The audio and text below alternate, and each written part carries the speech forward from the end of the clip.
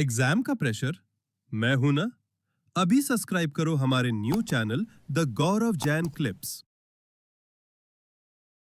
Financing decision, हमारी team से भी गलती हो गई, मुझे लगा ही था कि इनसे होगी। क्या है? फाइनेंसिंग डिसीजन, यानी कि पैसे को फाइनेंस कहां से करना है, पैसा लेके कहां से आना है। अब देखो, जब भी पैसा लाने की बात होती है तो दो ऑप्शन आपके पास है। ये आप क्लास 11 चैप्टर नंबर 8 में बिजनेस फाइनेंस के अंदर ऑलरेडी पढ़ चुके हो, है ना। आपका chapter number 8 sources of business finance, उसके अंदर पढ़ चुके हो। सेम चीज है, कुछ अलग नहीं है।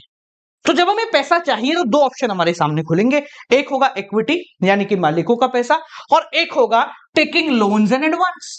या तो आप बैंक के पास जाओ, उनसे लोन ले लो, जिसको हम बोलते हैं डेट। क्या बोलते हैं?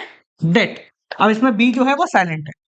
तो या तो आप डेट ले लो, या फिर क्या कर लो, या फिर आप इक्विटी पे पैसा लो, यानी कि आप जाओ बाजार में, बोले हमारे पास कंपनी है, हमारा ये प्रोजेक्ट है, हम नए शेयर बाजार में डाल रहे हैं और शेयर होल्डर से पैसा ले रहे हैं। अब देखो, दोनों के अपने अपने फायदे, अपने अपने नुकसान है।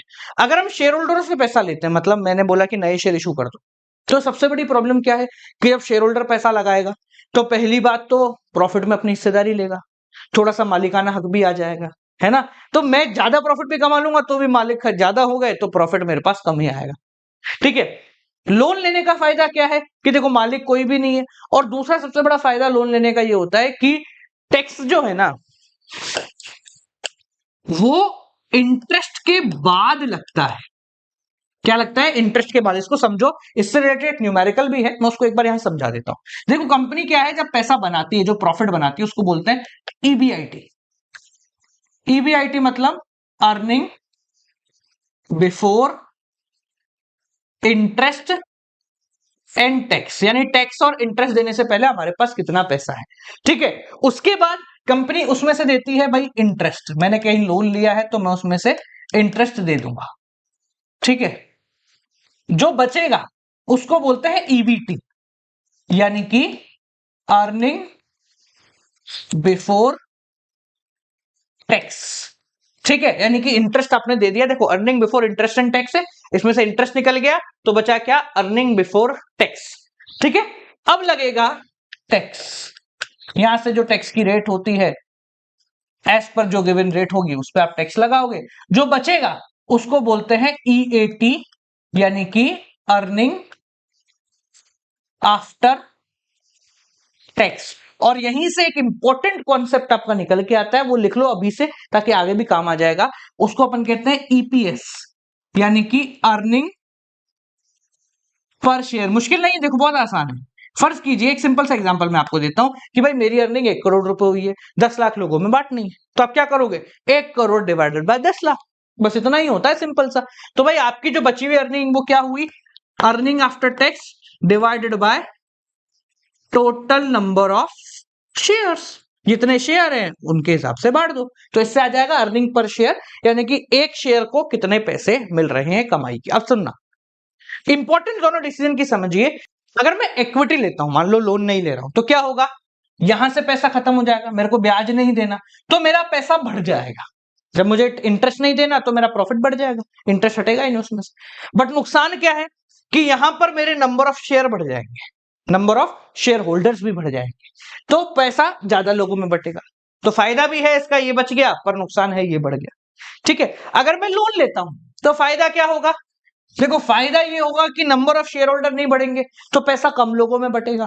नुकसान क्या होगा कि यहां पर इंटरेस्ट आ जाए। तो कंपनी को बड़ा दिमाग लगा के ये कैलकुलेट करना पड़ता है कि साहब एट द एंड ऐसा क्या करे जिससे ईपीएस बढ़ जाए। मेन ऑब्जेक्टिव जो होता है अपन ने पहले ही पढ़ लिया कि वेल्थ बढ़नी चाहिए, अर्निंग पर शेयर बढ़नी चाहिए, या शेयर होल्डर के पास पैसा ज्यादा पहुंचना चाहिए। ठीक है। तो वो कब पहुंचेगा? जब आपका अर्निंग पर शेयर बढ़ेगा। तो कंपनी क्या करती है? सारे ऑप्शन चेक कर लेती है। ऑप्शन नंबर ए, यार आधा पैसा इक्विटी से लेते हैं, आधा डेट से लेते हैं, तो उसको इस फॉर्मूले में पुट करके देखती है अर्निंग पर शेयर कितना आ रहा है। सारा इक्विटी से ले लेते हैं तो कितना आ रहा है, सारा डेट से ले लेते हैं तो कितना आ रहा है, फिर उनमें जो सही लगता है उसके हिसाब से वो डिसीजन ले लेती है। ठीक है। तो जो मेन इंपॉर्टेंट क्राइटेरिया है वो है कि हमारे पास दो ऑप्शन है, इनमें से हमें किसी एक को चूज करना। कंपनी जनरली जो है ना, दोनों का मिक्स ही चूज करती है, ज्यादा बेहतर ऑप्शन होता है। थोड़ा सा इधर से ले लो, थोड़ा सा इधर से ले लो, दोनों के फायदे दोनों के नुकसान मिक्स हो जाते हैं। ठीक है। वो एक रेशियो डिसाइड कर लेते हैं। आप लोग जो है ना, अकाउंटिंग रेशियो का जो चैप्टर है ना अकाउंट्स में, उसके अंदर पढ़ोगे, जिसको बोलते हैं debt equity ratio.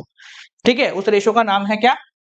Date to equity ratio, यानी कि डेट अपॉन इक्विटी। कितना लोन लेना है और कितना इक्विटी से लेना है, इसका आइडियल रेशो होता है 2:1।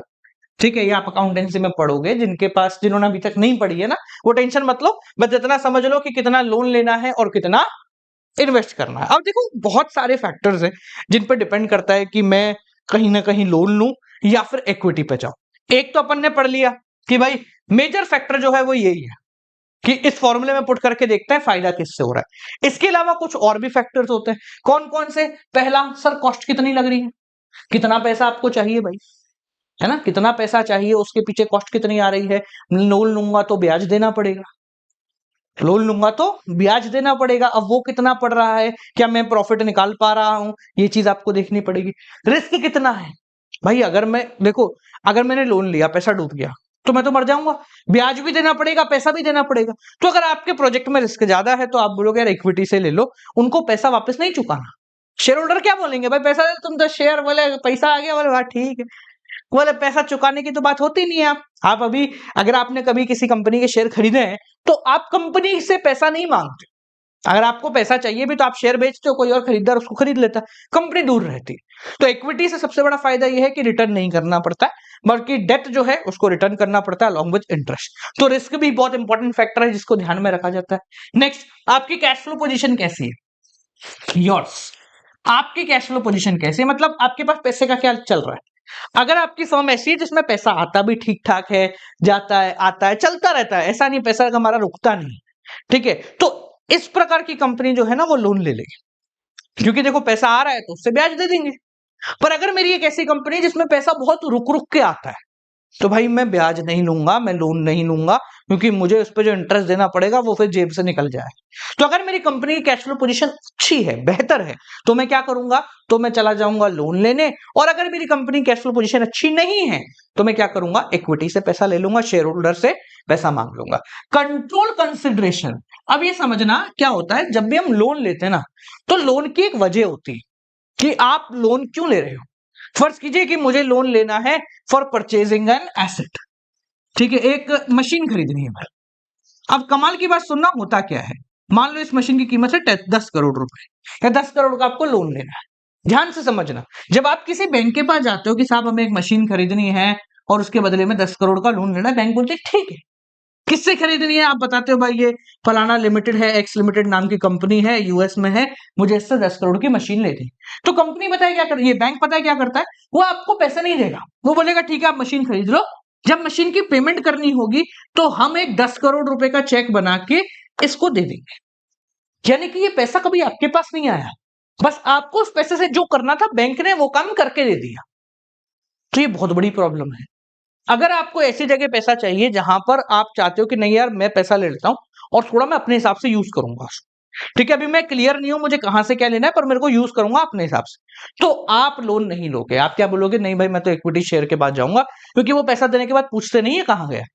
जबकि बैंक जो है, अगर मैं लोन ले रहा हूं कहीं से, तो वो तो मेरे से पूछ लेंगे भाई पैसा इसी जगह जाना चाहिए, ठीक है। तो ये क्या है, कंट्रोल कंसिडरेशन। नेक्स्ट है फ्लोटेशन कॉस्ट।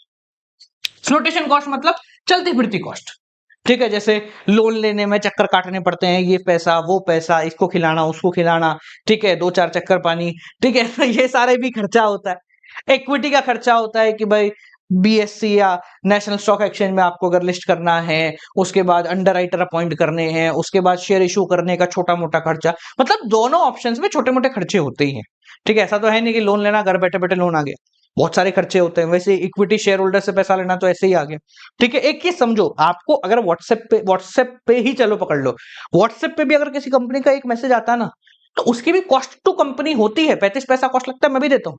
आप हमसे जब ये हेल्प बुक लेते हो ना, चाहे हमारी वेबसाइट से ले रहे हो, अमेजोन से ले रहे हो, तो हमारी वेबसाइट से जब भी आप लेते हो तो आपको कंफर्मेशन व्हाट्सएप आएगा कि भाई आपका ये नाम है, आपका हमने ऑर्डर ओके कर लिया। तो उस पर्टिकुलर मैसेज का हमें 35 पैसा देना पड़ता है, किसको, मेटा। तो ये क्या है, ये भी कॉस्ट है। तो छोटी छोटी कॉस्ट सब में इंक्लूड होती है। तो कंपनी देखेगी कि भाई दोनों में से किसमें कॉस्ट कम पड़ रही है, कंपैरेटिवली दोनों में से जो सस्ता है उस पर टिक लगाएगी, ठीक है। फिक्स्ड ऑपरेशन कॉस्ट, आपको कितना पैसा चाहिए आपका बिजनेस करने के लिए, मतलब आपका एक तो हो गया वर्किंग कैपिटल, एक हो गया फिक्स कैपिटल। अगर आपके बिजनेस का फिक्स कैपिटल बहुत ज्यादा है तो भाई इक्विटी ले लो, क्योंकि ये पैसा तो रहेगा ही। मतलब सिंपल सी बात है कि अगर मैं 30 लाख रुपए लोन ले रहा हूं जिसमें से 25 लाख रुपए एसेट खरीदने में जाएंगे, तो भाई मेरे पास तो चलत में 5 लाख ही बचा। तो कहीं ना कहीं 2-4 महीने बाद अगर पैसा नहीं बना तो मैं इंटरेस्ट कहां से दूंगा? तो अगर मेरी फिक्स्ड ऑपरेशन कॉस्ट ज्यादा है तो मैं बोलूंगा कि भाई एक काम करते हैं, इक्विटी लेते हैं। और अगर मेरी फिक्स्ड ऑपरेशन कॉस्ट कम है कि नहीं भाई पैसा जो ले रहा हूं वो चलता रहेगा, फ्लो में आता रहेगा, तो मैं बोलूंगा कि ठीक है भाई एक काम करो, आप डेट ले लो। और लास्ट, शेयर मार्केट की कंडीशन कैसी है? मतलब मार्केट में अभी डाउन ट्रेंड आ रहा है, अप ट्रेंड आ रहा है, यानी कि बियरिश मार्केट है या बुलिश मार्केट है, ठीक है, या सिंपल भाषा में बोले तो रिसेशन है या फिर बूम है, ये देखना। अगर बाजार में सब कुछ बढ़िया चल रहा है, शेयर बाजार ऊपर जा रहा है, तो भाई आपके शेयर आएंगे, लोग खरीद लेंगे, उसके बाद शेयर के दाम ऑटोमेटिकली उस ट्रेंड के साथ बढ़ते जाएंगे। ट्रेंड के साथ बढ़ जाते हैं कभी कोई शेयरों के दाम, ठीक है, तो ठीक है आप इक्विटी पे जा सकते हो। पर मान लो कि आपने नए शेयर इश्यू करे, बाजार अभी टूट रहा है, जैसे युद्ध हो रहे हैं कहीं पे, कहीं लड़ाइयां हो रही, कोई मिसाइल गिरा रहा है किसी पे, तो भाई पता है बाजार गिरने वाला, तो आपने मान लो 100 रुपए का शेयर डाला और बाजार गिर रहा है, इस वजह से आपका शेयर 80 का हो गया, तो भाई ये तो और नुकसान हो गया हमको। ठीक है, तो अगर रिसेशन है तो आप बोलोगे लोन ले लेते हैं, अगर बूम पीरियड है तो बोलोगे इक्विटी के पास चले जाते हैं। समझ में आ गया?